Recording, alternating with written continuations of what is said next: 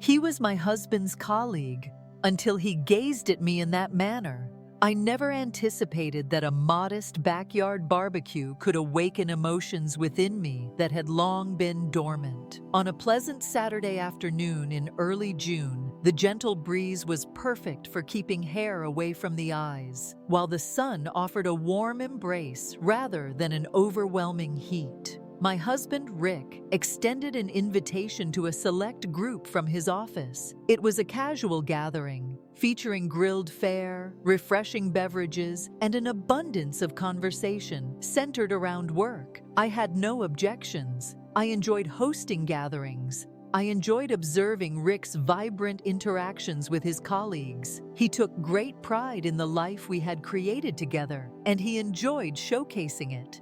Our charming backyard features a white trellis adorned with jasmine, complemented by the new patio furniture we invested in last fall, and naturally, myself. He appreciated my role as the hostess.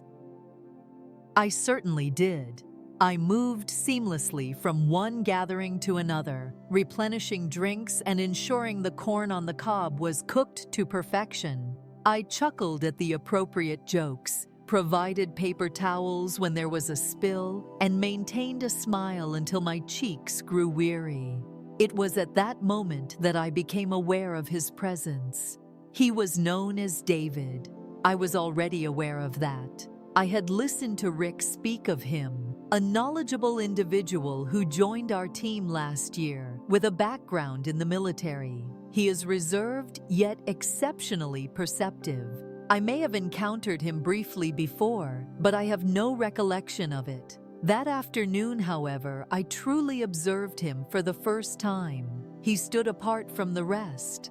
As others gathered in small groups, he positioned himself slightly apart by the garden, a cold soba in hand, watching intently rather than engaging. He possessed a subtle charm that wasn't immediately striking. He possessed a rugged appearance that some men acquire, with sun-kissed skin, a sprinkling of gray at his temples, and eyes that remained steady and calm on their point of focus. He appeared to be an individual who had experienced much and chose to speak only when it was truly significant. For some inexplicable reason, I sensed his gaze upon me. It was not intrusive, not how younger men occasionally gaze at women as if assessing their attributes. This was not the same. The atmosphere was tranquil, consistent, and intriguing. It was the sort of gaze that lingers, refusing to shift even when acknowledged. The type that poses a question without uttering a sound. I dismissed it. I am 58 years old, married, and enjoying a comfortable life. Such matters are not meant to disturb me any longer. However, it indeed occurred. As I presented the dessert tray, featuring the mini cheesecakes I had crafted from scratch, I couldn't help but steal a glance in his direction, curious if he appreciated the hint of lemon zest. It was utterly absurd. As I walked by, he gave a slight smile and remarked, "You accomplished all of this on your own." I acknowledged with a sense of guilt. "They are impeccable," he remarked, without even sampling one. "Your attention to detail is commendable. All arrangements have been made with meticulous attention to detail." I chuckled uncomfortably, attempting to lighten the mood. I suppose I have a preference for things to be a certain way. I am able to discern. It wasn't so much about his words, to be honest. The tone was the defining factor, serene, as if he were not merely being courteous. He truly observed. I was at a loss for words. I departed. I reassured myself that it held no significance. However, my thoughts lingered on it as the evening progressed. Regarding the manner in which he had gazed at me, I wasn't in the role of a wife. I wasn't exactly hosting a gathering, but it felt as though I was someone, a complete individual, not unseen, not background. Later that evening, after the final guests had departed and Rick was softly snoring on the couch, I found myself in the kitchen, rinsing wine glasses while my thoughts wandered. I reflected on how David's eyes remained unhurried, how they remained composed and did not scan or flick away nervously. Years had passed since anyone had regarded me in such a manner. It seemed they were eager to learn more, as if they had glimpsed something hidden beneath the surface. It was not a matter of attraction. That's not quite accurate. It was acknowledgement. That is indeed the term. It was as if he recognized a part of me that I had long since overlooked. On the following Monday, Rick informed me that David had requested one of my cheesecake recipes. He mentioned that you possess a keen eye for detail. Rick chuckled while buttering his toast and remarked, "I told him he was fortunate to capture your attention at all. My wife is quite selective when it comes to giving those out." I smiled, feigning belief in that notion. I had devoted my attention to him, exceeding my initial intention. The memory of that look, quiet, steady, and unspoken, lingered with me. Time moved on. I never encountered him again. However, a transformation had occurred within me, a phenomenon I found difficult to articulate, even to my own understanding. I began to focus more on my attire as I got ready. Nothing particularly dramatic, a touch more attention. The soft green blouse I wore went unnoticed by Rick, yet it enveloped my skin in a comforting warmth. I took leisurely walks, finding myself daydreaming about the possibility of encountering David along the way. Absurd, indeed. On that Thursday afternoon, when the phone rang and I heard Rick's voice say, "Hey Han, I invited a few people over for drinks this weekend. David might swing by." I felt a flutter in my stomach that I hadn't experienced in quite some time. It fluttered gracefully. In that moment, an unexpected spark emerged, subtle, understated, yet undeniably vibrant. I was unaware of its significance. I was uncertain whether it would result in anything significant. Yet I was aware that I had experienced it, that gaze. I found myself uncertain about whether I truly wished to let it go. Saturday arrived, bringing with it a wave of anticipation I hadn't experienced in years. It was quite peculiar how a woman of my age could experience the sensations of youth once more, adjusting her hair in the mirror, experimenting with earrings, only to remove them in favor of something more understated. I reassured myself that I was merely preparing for yet another enjoyable gathering, as per usual. Yet, beneath the surface, I understood that I was anticipating his arrival, David. The backyard appeared unchanged from the previous week, with jasmine continuing to bloom, patio lights elegantly draped along the fence, and a beautifully arranged platter of appetizers displayed on the table. However, I experienced a distinct sense of awareness within the space. I found myself looking towards the driveway as a car arrived, wishing it was him. I despised the depth of my concern. I cherished Rick. We had established a life together, a stable one. However, existence had become serene and routine.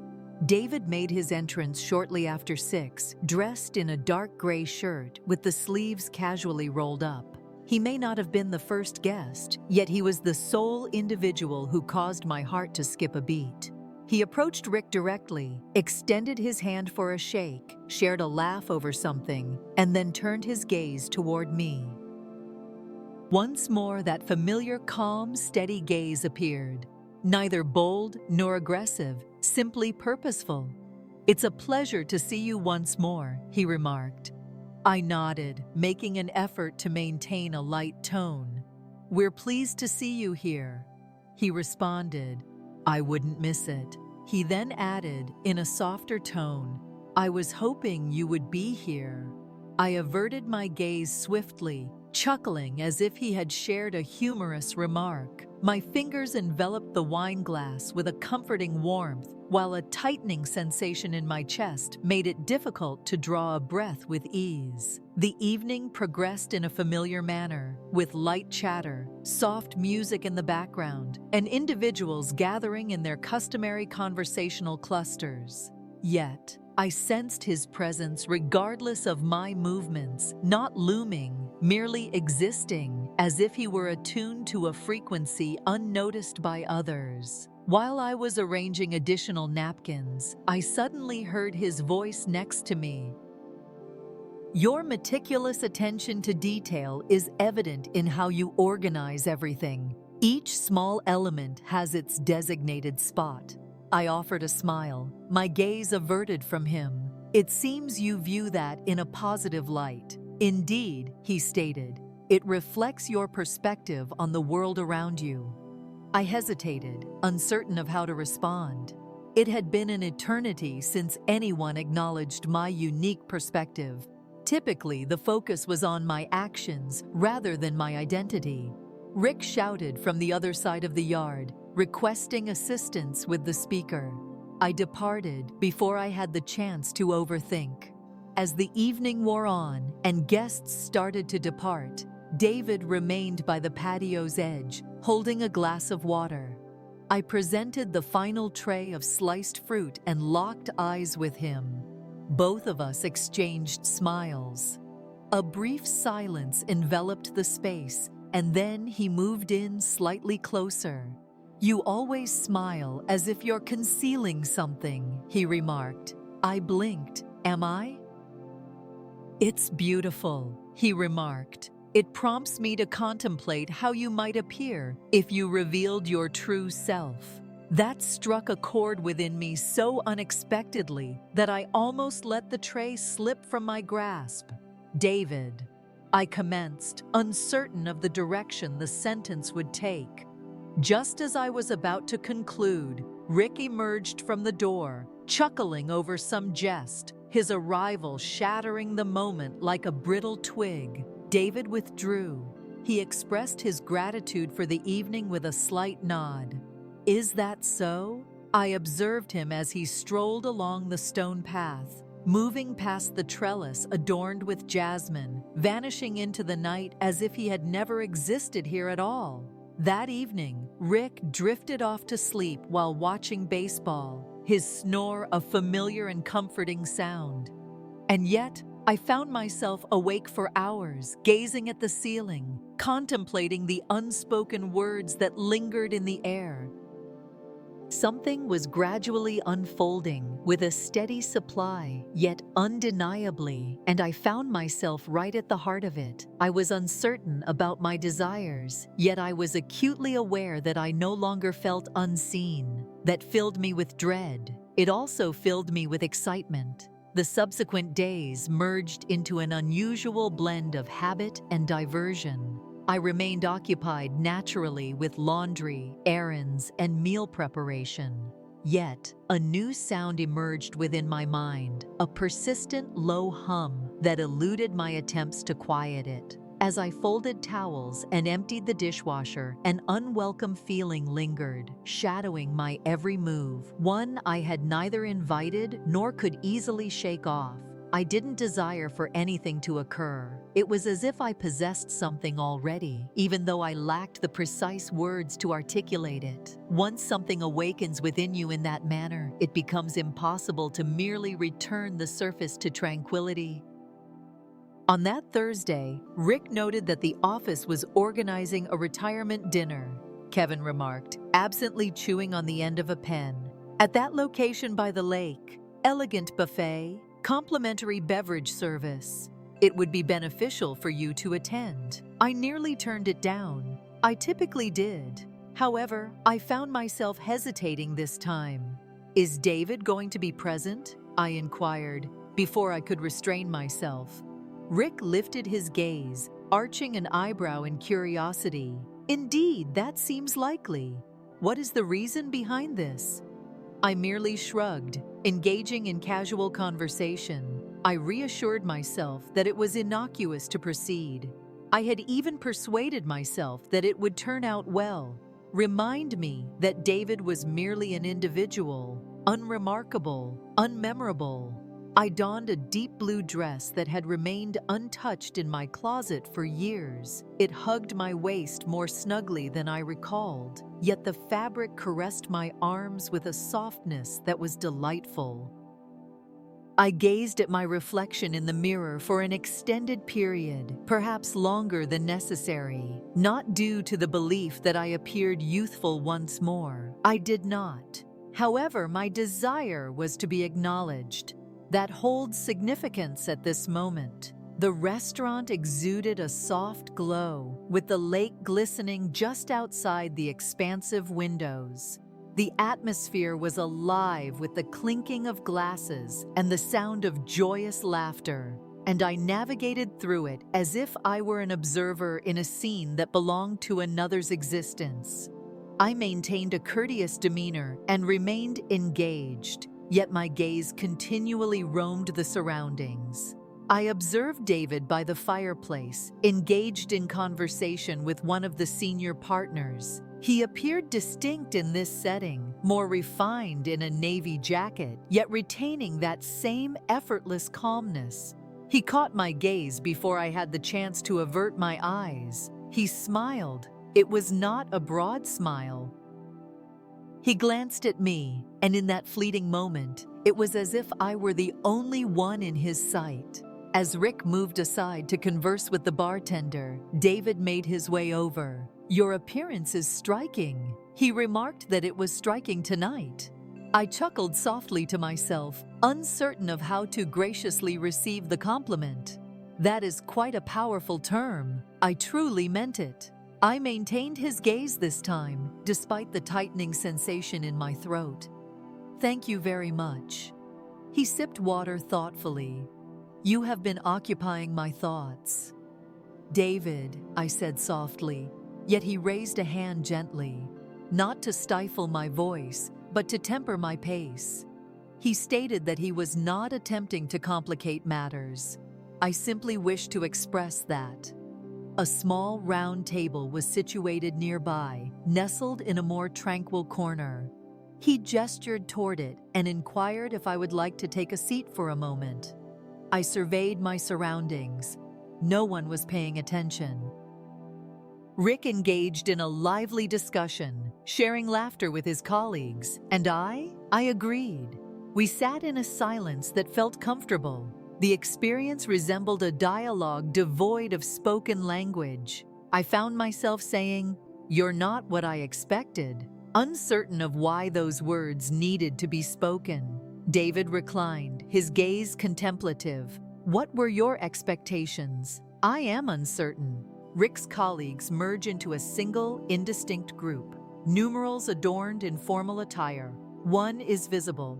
"You have encountered them all. And yet, here we find ourselves," he remarked, a smile gracing his lips. I gazed at my hands, neatly folded in my lap.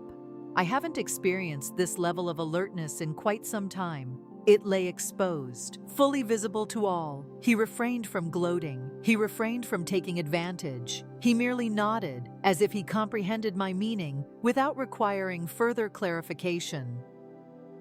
He spoke softly, asserting, "I have no intention of taking anything. I am aware of the boundaries, our gazes locked. At times, the focus isn't on crossing boundaries. At times, it is essential to acknowledge that you continue to exist beyond their presence." We remained in that serene honesty until Rick came back, giving David a friendly clap on the shoulder and making a light-hearted remark about switching to beer. The enchantment faded softly, and I rose, smoothing my dress with care. I wished David a good night. "Wishing you a restful night, Marion." I was unable to sleep that night, not due to guilt, but because I found myself continuously replaying the conversation in my thoughts. Each pause, each word. It was not a matter of the physical realm. It lacked any overt or dramatic expressions of romance. Yet, it had unlocked a part of me that I believed had been sealed away long ago. The air that flowed through felt transformed, fresher, wilder, slightly perilous, and profoundly vivid. I longed to express that the conclusion unfolded in a magnificent, sweeping manner, akin to a cinematic scene that elegantly weaves everything together with a neat bow. However, life does not operate in such a manner, particularly when one finds themselves at 58 in a marriage and navigating the delicate balance between loyalty and an elusive feeling that remains unnamed. Weeks elapsed following the dinner by the lake. David failed to make the call. He did not send a text message. His absence was not anticipated. I also did not make any attempts to reach out, not due to a lack of desire, but rather from a fear of the implications that might arise should I proceed. He remained subtly present in the periphery of my days, without imposing upon me, just there, akin to a lingering melody that remains with you even after the music has faded away. At times, while I stood by the kitchen window washing dishes, my thoughts drifted to that serene table in the corner of the restaurant where he listened as no one else had in years. On an unremarkable afternoon, he made his appearance. Rick extended an invitation to several colleagues for a relaxed gathering to enjoy a game, complete with beer, chips, and plenty of enthusiastic cheering. David's arrival took me by surprise. There he stood in the hallway, our eyes meeting the instant he entered through the door. There was no dramatic response, no racing heartbeat, just a serene understanding between us that remained as strong as ever. He exhibited politeness, friendliness, and cordiality with Rick, while also engaging with the others. From a distance, one might never suspect that there had once been a palpable connection in the space that separated us. However, I was aware, and so did he indeed. Subsequently, I found myself in the kitchen replenishing bowls of snacks when he entered by himself. Initially, I did not hear him. I concentrated on cutting additional lemon wedges as Rick enjoyed them with his beer. I sensed his presence before laying eyes on him. He spoke softly, still arranging everything just so. I pivoted, long-standing practices. He rested softly against the counter, near yet maintaining a respectful distance. I aimed to avoid complicating matters for you. I maintained my distance for that reason. I acknowledged with a nod. Excellent. Thank you very much. We remained in a silence that seemed to embody not distance, but a profound sense of reverence.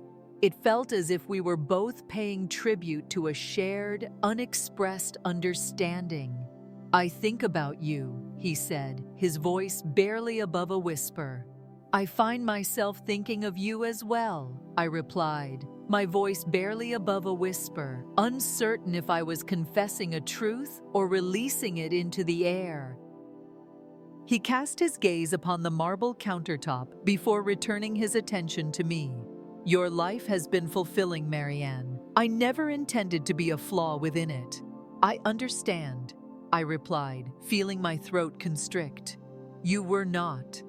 After that, there were no further words to express. We paused for one final breath, another heartbeat. Then I redirected my attention to the lemons.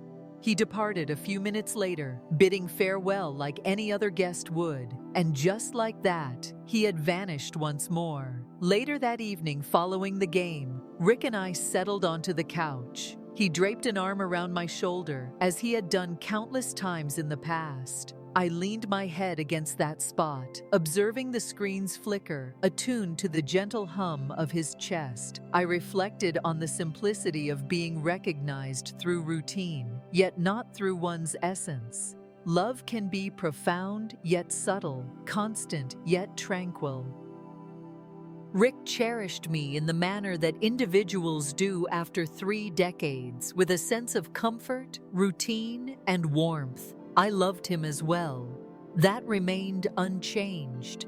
David had reminded me that a pulse still existed beneath the surface, that within the wife remained a woman who continued to feel, observe, and yearn, not for escape or destruction, but for awakening.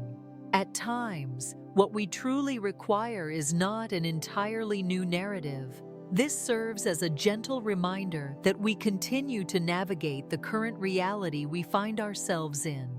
In the subsequent days, I received no communication from David, nor did I anticipate any. However, I started to make changes, not through grand gestures, but through subtle decisions. I have resumed painting, an activity I had not engaged in since my children were young. I embarked on extended solitary walks. I allowed the wind to tousle my hair. One morning, as I stood by the mirror, a smile graced my face. Not the cautious, courteous smile I maintained for years, but one that was wholly my own. For the first time in a considerable while, I recalled my true self prior to the world falling silent, before I faded into the ease of routines and the obligation of ensuring everyone else's comfort. David did not cause the breakdown of my marriage. He did not take anything that did not belong to him. He did not remain at all. Yet he gazed at me as though I remained present. In this process, he enabled me to rediscover my own identity,